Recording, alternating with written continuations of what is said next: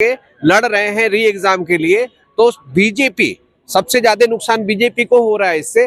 तो दिलीप जायसवाल जी इसमें damage control कर रहे हैं। 2 बार वो बयान दे चुके हैं कि अरे क्या होगा, एग्जाम न है, कैंसिल हो जाएगा, हम लोग जांच कर रहे हैं। और वो ऐसा इसलिए बोल रहे हैं कि कुछ लड़के ऐसा सोचेंगे कि चलो सरकार का रवैया थोड़ा सॉफ्ट है। माफिया टीचर भी हो सकता है, कोचिंग वाला भी हो सकता है, पॉलिटिशियंस भी हो सकते हैं, अधिकारी भी हो सकते हैं, और इसका पूरा पूरा जुडिशियल इंक्वायरी होना चाहिए। ये भी आ रहा है, प्रशांत किशोर ने भी मंच से कहा कि भैया जो कोचिंग माफिया हैं, जो लोग हैं, उन्होंने कौन परीक्षा को री एग्जाम जानकारी तो है नहीं कि साहब ऑर्गेनाइज तरीके से कैसे बात करना चाहिए, कैसे गुस्सा आया तो प्रतिक्रिया दी। हाँ, कुछ राजनीतिक दलों ने भी गुस्सा हुआ तो यही अरे ठीक है, होता है। और हम लोग कोई प्रोफेशनल है नहीं कि कैसे सांठगांठ करना चाहिए, कैसे बात करना चाहिए, सब ऑर्गेनाइज तरीके से नहीं।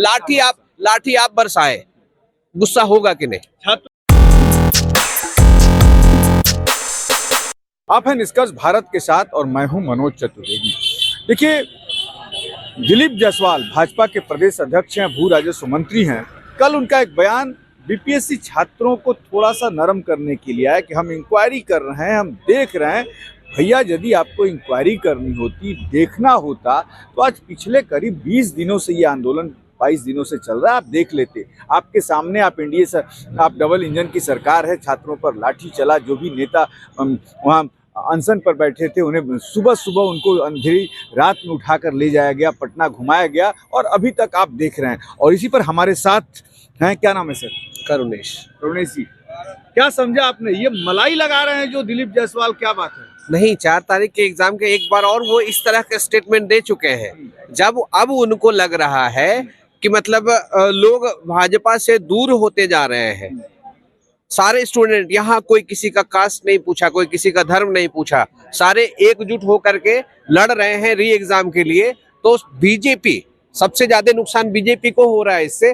तो दिलीप जायसवाल जी इसमें डैमेज कंट्रोल कर रहे हैं। 2 बार वो बयान दे चुके हैं कि अरे क्या होगा, एग्जाम न है, कैंसिल हो जाएगा, हम लोग जांच कर रहे हैं। और वो ऐसा इसलिए बोल रहे हैं कि कुछ लड़के ऐसा सोचेंगे कि चलो सरकार का रवैया थोड़ा सॉफ्ट है, जबकि ऐसा कुछ सॉफ्ट नहीं है। 1-2 बार इस तरह का स्टेटमेंट और देंगे ताकि 2-4-5 दिन बीत जाए और लोगों को लगेगा कि आंदोलन शांत हो गया है, ये सत्याग्रह शांत हो गया है। और 10 दिन बाद यही बोलेंगे कि हमने जांच में पाया कुछ भी नहीं मिला, हम जांच में कुछ नहीं मिला, सब कुछ सही हो गया। बीजेपी का एक छात्र संगठन एबीवीपी, उसके भी लड़के यहाँ पे हैं, तो क्या वो मान जाएंगे?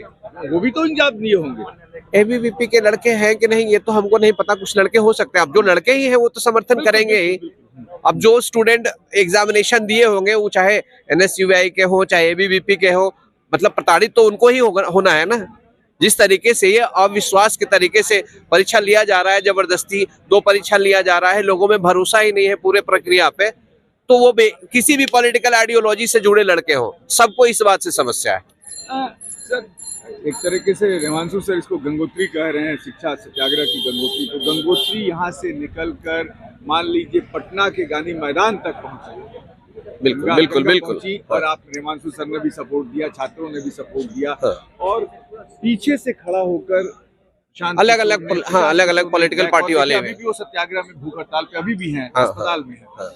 क्या मानते हैं कि ये जो शिक्षा माफिया जो है, जो गाद जम गई है गंगा में, इनको निकालना जरूरी हो गया? अरे यही तो बड़ा ऑर्गेनाइज तरीके से, बहुत ऑर्गेनाइज तरीके से ये क्राइम किया जा रहा है। और लड़कों को बोला जा रहा है कि सबूत आप दीजिए, लड़के बस परीक्षा ही दे पाते हैं। ऑर्गेनाइज का वो क्या रूप है, कुछ आपको पता है? मतलब लोग हैं इसमें, जो माफिया बोल रहे हैं ना, वो माफिया टीचर भी हो सकता है, कोचिंग वाला भी हो सकता है, पॉलिटिशियंस भी हो सकते हैं, अधिकारी भी हो सकते हैं, और इसका पूरा पूरा जुडिशियल इंक्वायरी होना चाहिए। ये भी आ रहा है, प्रशांत किशोर ने भी मंच से कहा कि भैया जो कोचिंग माफिया हैं, जो लोग हैं, उन्होंने कौन परीक्षा को री एग्जाम को रुकवा रहा है, कौन क्या कर रहा है, सब कुछ हमें भी पता है। हमारे पास सबूत जरा सा आ जाए तो फिर मैं दिखा दूंगा। वही बात है ना, सरकार इस री एग्जाम को डिफेंड क्यों कर रही है? जीतन राम मांझी को भी बोला गया कि आप बोलिए कि पूरा का पूरा 911 सेंटर पे सही हुआ है। अरे भैया, वो सेंट्रल के मिनिस्टर, उनको क्या पता 911 सेंटर पे सही हुआ कि गलत हुआ? कोई डीएम जाकर के जीतन राम मांझी जी को रिपोर्ट दिया है क्या? कोई दिलीप जायसवाल जी के, नीरज कुमार जी को जाकर के कोई रिपोर्ट दिया है कि सारे? अरे चेयरमैन को रिपोर्ट गया होगा ना, और सारे मतलब आपको पॉलिटिकल ये लगता है प्रवक्ता मतलब इसको आपको डिफेंड ये कर रहे लगता हैं। है कि नीतीश की करनी का भुक्तभोगी बीजेपी को बनना पड़ेगा बिल्कुल बिल्कुल बिल्कुल। अगले इस चुनाव जो आ रहा और है हम कह रहे हैं कि सारे लड़के बीजेपी से दूर हो चुके हैं, पिछले 1 महीने में दूर हो चुके हैं।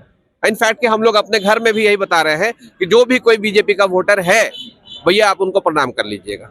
कहाँ कोई नेता, हाँ कोई नेता आए, कोई बूथ लेवल वर्कर आए तो उनको प्रणाम कर भैया लीजिएगा। पहले वो री एग्जाम करा लो, उसके बाद हम हाँ नहीं, अब री एग्जाम हो नहीं हो, वोट तो सब देख ही रहे हैं। मतलब किधर जाएगा, कहीं नया कहीं जाए, कहीं जाए, कहीं जाए, नोटा पे जाए, हैं? कहीं जाए। नहीं, मानते हैं कि 1974 वाली एक क्रांति छात्रों ने हाँ, शुरू हाँ, की हाँ, है, बिल्कुल, तो बिल्कुल। एक नया चेहरा सामने आ रहा है, तो क्या पता वो भविष्य बदले। वो बात की बात है, वो बात की बात है, लेकिन जितना इन लोगों ने उदास किया है छात्रों को, जितना निराश किया है छात्रों को, जितना लोग मतलब हाथ पकड़ पकड़ के पुलिस वाले से बोल रहे हैं, चेयरमैन से बोल रहे हैं कि भैया मान जाओ, कहीं कुछ गड़बड़ है तो एक फेयर एग्जाम ही तो कराना है, करा लो ना।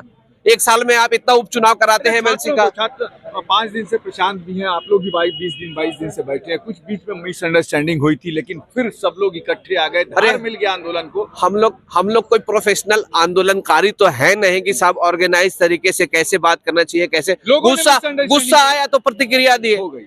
हाँ, कुछ राजनीतिक दलों ने भी हाँ, मिसअंडरस्टैंडिंग पैदा करना गुस्सा हुआ तो यही अरे ठीक है, होता है। और हम लोग कोई प्रोफेशनल है नहीं कि कैसे सांठगांठ करना चाहिए, कैसे बात करना चाहिए, सब ऑर्गेनाइज तरीके से नहीं।